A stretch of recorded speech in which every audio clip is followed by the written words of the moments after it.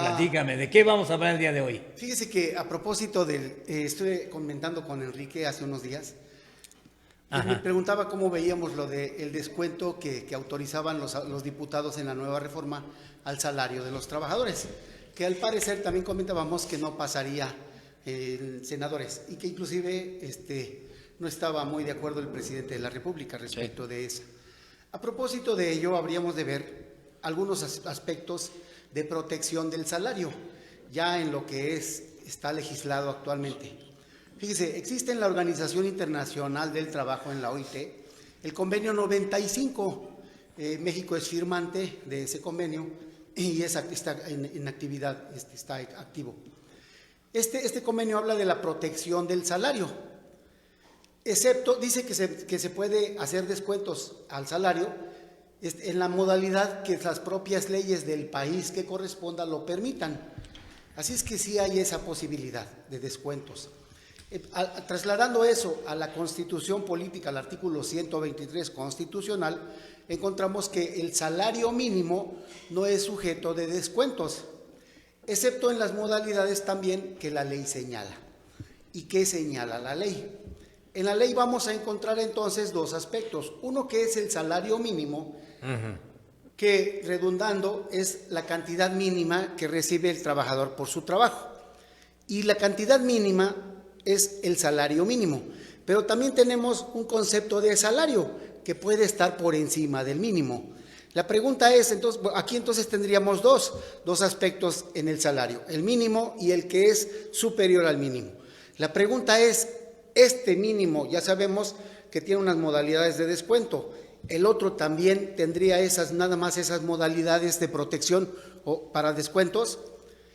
La Suprema Corte en una controversia 2013 dijo, oye, mira, el excedente del mínimo sí puede ser sujeto de compensación, embargo, hasta por un monto del máximo del 30%.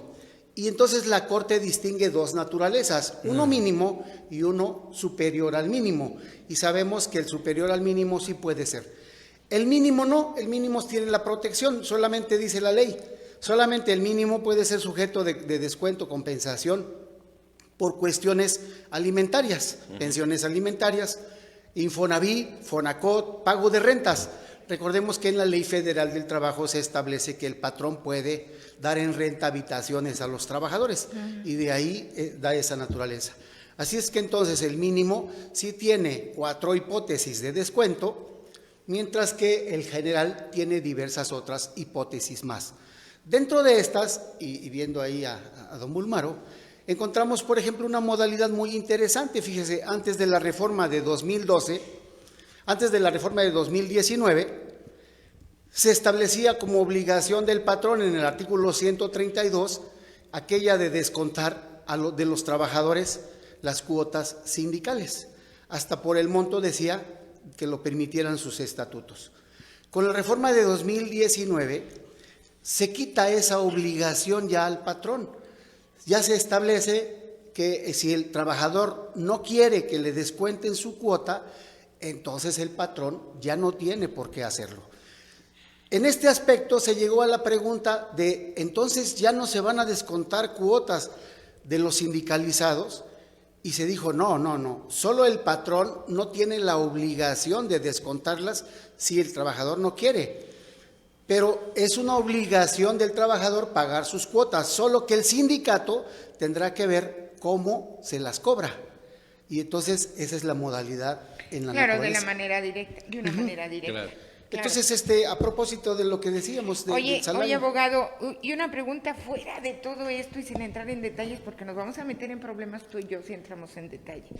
Y hasta Enrique, porque Enrique me mandó la copia de un documento que en alguna oficina X están pidiéndoles que pongan sus datos, su credencial de lector y ¿qué era? Era la nombre, preferencia política. Sí, Algo así como para ve a votar la selección. A ver, abogado, como oficina gubernamental. Perdón, tenemos medio ¿Puede minuto, hacerlo? Un minuto. ¿Se puede hacer? Es que decíamos, de hecho, sí se hace. En derecho no debería de ser. No debe de ser. No o sea, debe ser. yo me puedo negar a firmar. Así, solo que como lo hacen generalmente no lo hacen sobre sindicalizados o de base, sino lo hacen siempre sobre la gente de confianza. Y entonces hay represalias. Entonces, sí, ese es el problema. Ese es el problema. Sí, No, que bueno, firma para no perder la chamba. firman para no perder la chamba, pero está feo el asunto. ¿no? Claro. Hijo. Ya nos vamos, un millón de gracias.